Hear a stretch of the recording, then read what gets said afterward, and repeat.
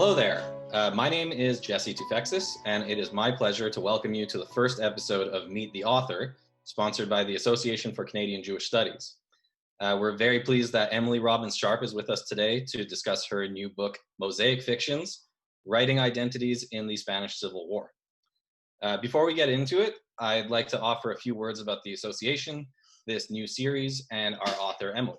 The Association for Canadian Jewish Studies is the only organization dedicated solely to the interdisciplinary study of the Canadian Jewish experience. We publish the journal Canadian Jewish Studies, or Études Juives Canadiennes. We publish a newsletter twice a year, and we hold an annual conference. So due to the COVID-19 pandemic, we had to unfortunately cancel our conference this year, and we decided to inaugurate this series of online events. In addition to Meet the Author recordings, we'll be hosting a number of live online sessions. Our first online event will be on Tuesday, July 28th at 2 p.m. Eastern Daylight Time, a session on hate online, realities, and remedies. It is my pleasure today to welcome Emily Sharpe, Associate Professor of English and Affiliate Faculty of Women's and Gender Studies, Holocaust and Genocide Studies at Keene State College in New Hampshire. Emily is the author of the fascinating new work, Mosaic Fictions, Writing Identity in the Spanish Civil War, published by the University of Toronto Press. If you're interested in this book, the University of Toronto Press has arranged for a discount code if you order the book online. The discount code and ordering details will also be included at the end of this recording.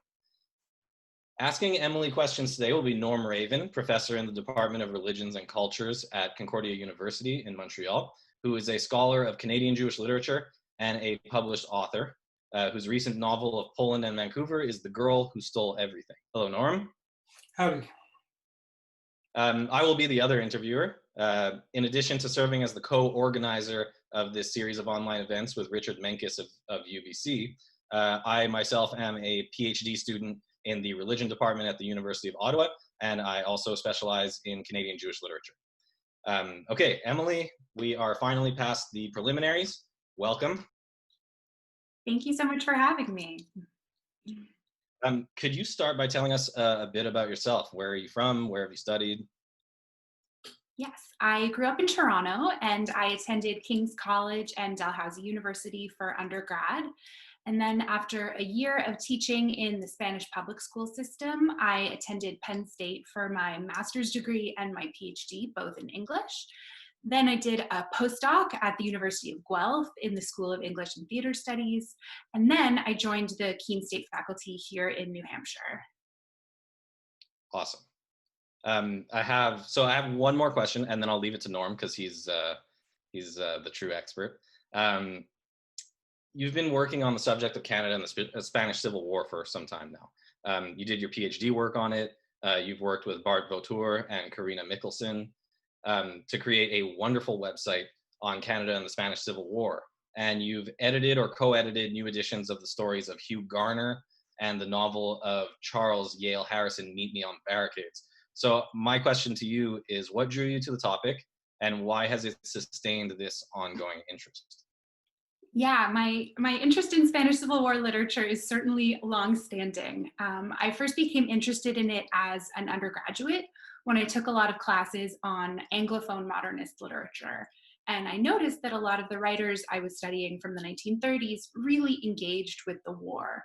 But then when I moved to Spain, I quickly realized that discussions of the Civil War were far more difficult to have. And especially for me as an outsider, this was not a topic that many people wanted to discuss with me. Spain has what I now know is called the Pacto del Olvido, or Pact of Forgetting, which is a common social attitude towards post-Civil War resolution. And now the Pact of Forgetting is starting to loosen up. But at the time, it struck me as significant that so many Canadians, especially, wanted to write about the Spanish Civil War, a war that had taken place half a world away from them. And yet in Spain itself, there was often silence on the same topic. So when I began my graduate studies, I continued my focus on Spanish Civil War literature, and especially on Jewish North American and ethnic North American literature. And that became my dissertation and now my book. And as you mentioned, I also work on a larger collaborative project on Canadian Spanish Civil War literature. That began when Bart and Karina and I were collaborating as graduate students, sharing our archival research with each other. The Canada and the Spanish Civil War project really grew out of that, out of our realization that this body of literature was very difficult to access because so much of it was only available in archives across Canada and the US and the UK. And yet the literature itself offered such fascinating material for study. Amazing, thank you. Norm, I'm going to leave the rest of the questions to you. I think you have more interesting questions than I could think of, so go ahead. Well, at your order, I've worked on them. So, hi, Emily. I'm glad to have the opportunity to get the word out about your book, and I'm glad too that the association got this good idea. Thanks to Richard and Jesse for taking the time and the effort. So, I have some sort of general and also more focused questions to help you tell us about the book's place in Can Lit studies, and then in sort of more things more focused on Jewish studies. And I wondered if, just to start, you could tell us about the unusual title and how you arrived at it. Yeah, thank you. My book title uses the word mosaic in a few ways, trying to point to different strands of the argument. So the widespread use in Canada of the term mosaic to refer to our apparent form of multiculturalism originates in the same decade as the Spanish Civil War. It was popularized in John Murray Gibbon's 1938 book, Canadian Mosaic. And the book includes chapters on different national groups that have immigrated to Canada, along with a single chapter on people who he refers to as quote unquote Hebrews. So this metaphor of a Canada that's composed of peacefully coexisting, distinct yet connected cultures that fit together like decorative tiles would prove integral to how many of the Canadian writers that I study would envision Canada through Spain. Mosaic is also an archaic term for Jewish. So on the one hand, John Murray Gibbon is invoking a now outmoded metaphor for Canadian society, and then my own book's title is making use of the term mosaic to challenge that idea of Canadian multiculturalism composed of discrete communities, and to invoke the mosaic, or by which I mean Jewish writers who promulgated that metaphor as they tried to write their communities into that very society. So it becomes a vital fiction within their literature. And then finally, the term mosaic is also reference to a frequent decoration in Spain, and that decoration is in Spain as because of Spain's Muslim heritage before the violence of the Spanish Inquisition attempted to rid the country of Jewish and Muslim Spaniards. So Spain has its own mosaics and its own mosaic fiction as well, in the form of a long-standing hesitation to acknowledge Jewish or Muslim heritage. So in the book, I wanted to think about the multiple resonances of that term to suggest that Canadian Spanish Civil War literature helps us to consider how patriotism and internationalism inform each other, and how Canadian identity is affected by different histories of power, immigration, conflict, and marginalization. Right. And not all the writers that you address are Jewish writers. So the sort of the broader Canadian literary and journalistic scene is portrayed, but you are particularly interested in the way that Jewish writers whatever rose to the moment or took advantage of the moment. And one of the things that you say is that some of them were searching for, and so here's how you put it, a cosmopolitan vision of Canadian national identity.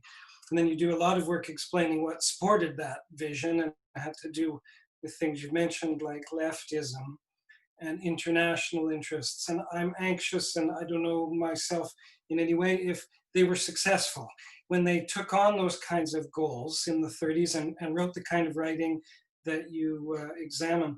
Do you feel that they had an impact on the broader Canadian discussions and mainstream culture, or was it a kind of a lost effort? I think that they were absolutely successful in some ways. It's important to remember that in the 1930s, Canada was really popularly represented as a former colony split between British Protestantism and French Catholicism, with very little identity of its own. This is in the popular representation. I'm not saying that Canada didn't have an identity. And in this vision of Canada, there was not a lot of room for Indigenous people or for other national or religious groups. And so the literature that I study really challenges that. It's trying to sort of constitute an empty category of Canada as being not French, not English, not American.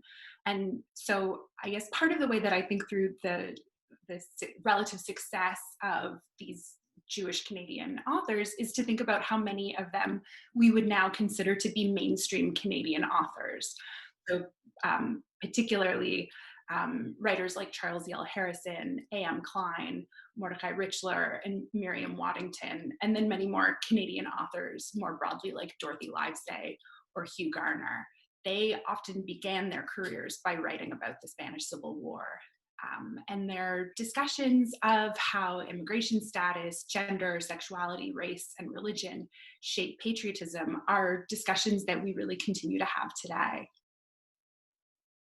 So when you think about those influences, is there one author in the set who was most motivating for you, or whom you became most inspired by, who you could tell us a bit more about? And also maybe if you have something handy, read us from their work. Yeah, the seed for my argument, the text that really helped me to come to it was the novel This Time a Better Earth by the Jewish Montreal writer and volunteer Ted Allen. So this novel, This Time a Better Earth, is from 1939. It's the first Canadian Spanish Civil War novel, and it's a wartime coming-of-age story about a Gentile Toronto volunteer. And writing from this character's perspective, this is very early on in the novel, Allen says, this is the quote, "In Spain, we would learn to know ourselves. We would find ourselves." And so I was really intrigued by that. It seems that the novel is saying that Spain was where Canadians were supposed to figure out what it meant to be Canadian, that they would travel to Spain, and that was how they would learn to know themselves, in Allen's words. There's a conviction here that fighting in Spain would somehow facilitate the discovery of a new Canadian identity, that this independent participation in an international war would clarify the young country's place in the world. But this statement, that we would learn to know ourselves, also made me ask, who's we? Because Ted Allen was writing under a Gentile pseudonym about characters who were based on real people who were all Jewish, but he turned them into Gentiles in his fictionalization. I started to read it as a novel that was far more Jewish than it seemed to be, and the characters extensively discuss and ponder what it means to be Canadian, and at the same time the Gentile characters are pondering what it means to be Canadian. They're also often commending Jewish minor characters for their bravery. So it seemed to me like Ted Allen was implicitly connecting Jewish bravery with Canadian identity, that it is a novel that is at once deeply patriotic towards Canada while also incorporating Jewish people into that vision of Canada. Can you say more about Ted Allen? People who watch this may not know about him. So where would you place him in sort of canonical terms, or in terms of your effort to recover a sense of him? Well, he's a really interesting figure. He was a journalist.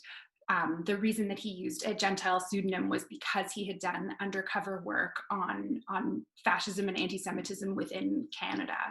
And he was a prolific writer, and he also traveled to Spain as a volunteer. He worked with Dr. Norman Bethune on the blood transfusion delivery, the blood delivery trucks, and worked as a journalist, wrote novels, wrote a screenplay. So I think of him then as a kind of a first generation, and one of the writers whom you write about, who's very well known to most people that will hear you, is Mordecai Richler. And he comes to this material as a much younger man and without the experience of a man like Alan, in a first novel called The Acrobats, and then in Joshua Then and Now. People probably don't really think about Richler too much in this context, but I wonder if in the case of his work, if there's something special there, or does Richler bring something fresh to the material that earlier writers had worked with?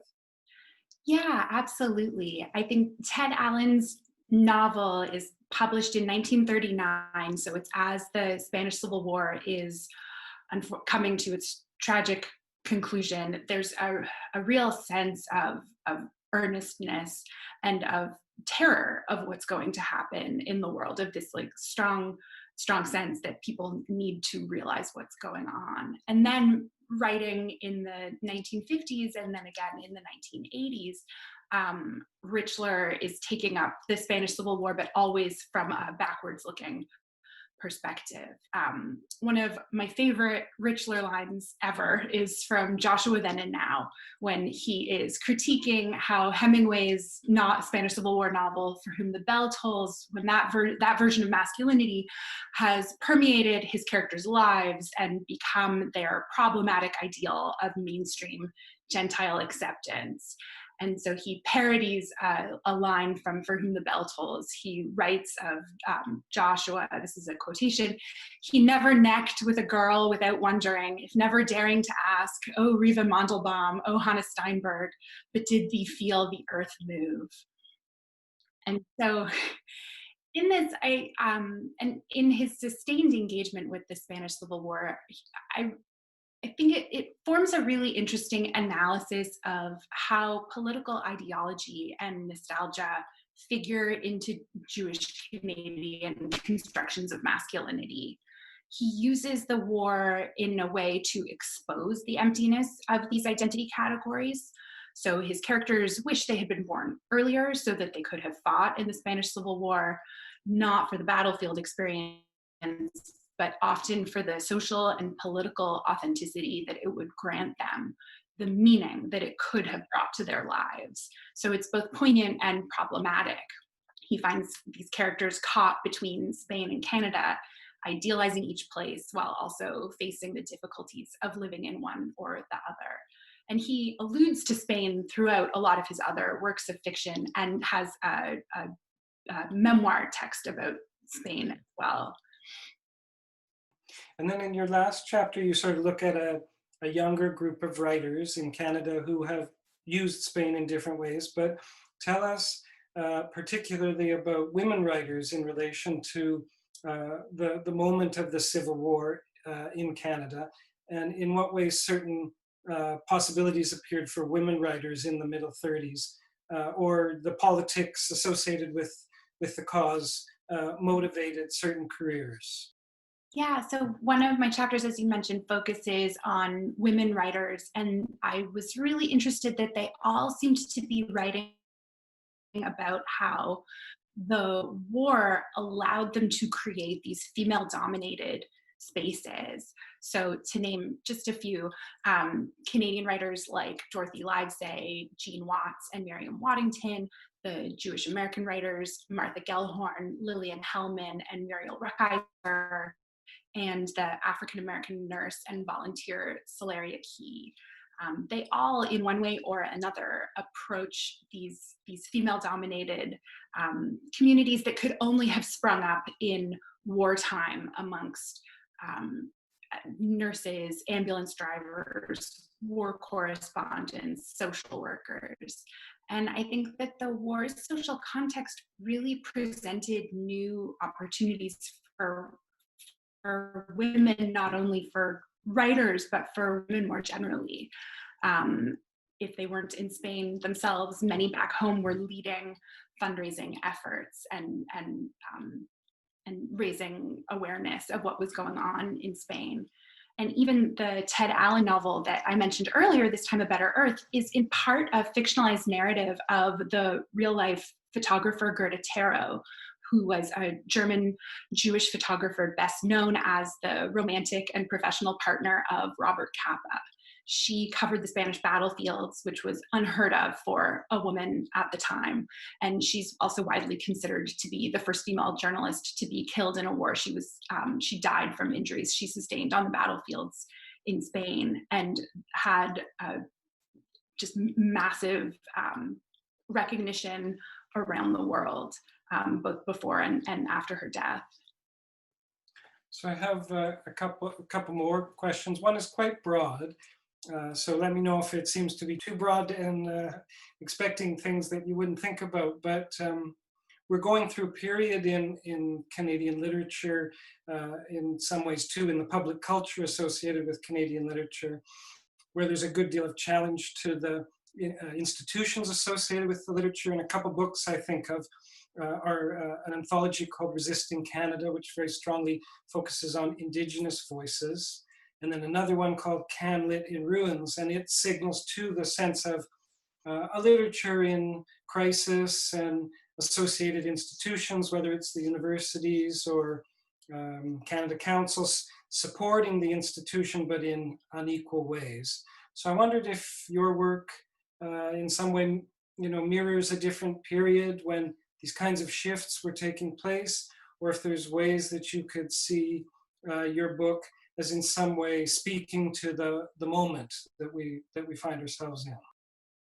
This is a wonderful question, and I want to think about it for a very, very long time, but I will try and point to some things that come up for me. And I think certainly there are a lot of resonances between what we see nowadays, concerns over growing anti-Semitism and xenophobia and rampant racism, especially anti-Black and anti-Indigenous racism, the spread of fascism, an economic downturn. It's easy to sort of pick those things that would connect the 1930s and 1930s literature to now. So the literature that I write about from the 1930s is absolutely responsive to these issues, and in some interesting and sometimes problematic ways is quite invested in crafting a multicultural mainstream. In the case of Jewish authors, African-American authors, other marginalized authors, writing oneself into the mainstream is often a question of self-protection. And this move and the way that it constructs a vision of Canadian identity and the way that it constructs a Canadian literary canon is problematized in the contemporary literature that I analyze, and I think really fantastically problematized in the books that you mentioned as well. I find that contemporary Canadian fiction and poetry about the Spanish Civil War really critiques the concept of a national literature and of a patriotic identity. And I'm thinking especially here of the many contemporary elegies to the queer Spanish poet Federico Garcia Lorca, and of novels that depict the Spanish Civil War involvement of women, queer people, African-American, Jewish, and Indigenous people, as well as about the war's impact on Spain's former colonies. And it's a fantastic question. I need a lot more time to think about it. Thank you. That's what I have for now. So I followed your lead and I looked up this friend of A.M. Klein's who was the focus of a couple of poems that Klein published. And he's an interesting guy. He was with us until the middle 90s, so he lived well after the war. And he's called Samuel Abramson, served in the US Army, kind of exemplary figure for his times. I then went further to see where I could find out about him, and there's this very established website that's about Canada and the Spanish Civil War, which I assume you know all about. So it made me wonder if this kind of material is making its way into curricula, if university courses are picking it up, and in what way the things that you've been working on are maybe changing the way that we read a canon and think about Canadian national culture. I'm so glad that you found the information about Samuel Abramson useful.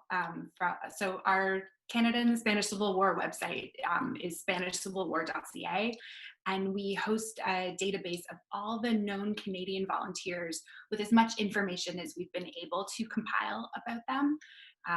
And as you mentioned, there's lots of archival documents as well as there's teaching materials. And one thing that's been wonderful about that is we've had many of the volunteers' families contact us to provide us with additional information.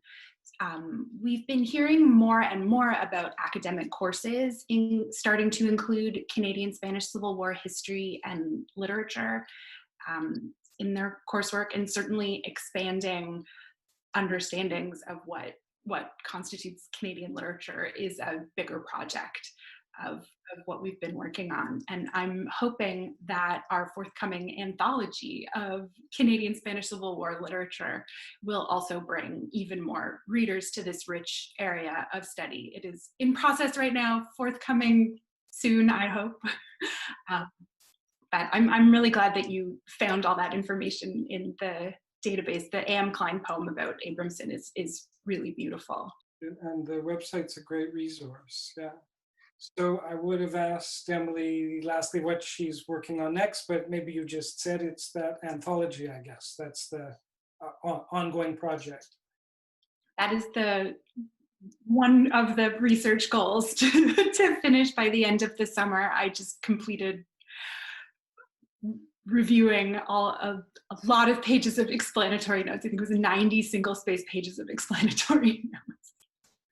Well, this has been truly wonderful. I remember a couple of years ago at the Canadian Holocaust Literature Conference, the three of us got to have some conversations. That was one of the highlights for me. So I'm happy that we got to do this in a more formal setting. So Emily, thank you so much for joining us. Thank you both so much. These were such marvelous and thought-provoking questions. I really appreciate your engagement with my work. And thanks to you, Norm, for your questions. They were great. My pleasure. And once again, I am Jesse Toufexis. I want to thank everyone who's watching. Please keep watching to the end of this recording so you can find out more information about joining the ACJS and to get ordering information and a discount code for Emily's book, Mosaic Fictions. And we hope to see you again very soon. Thank you.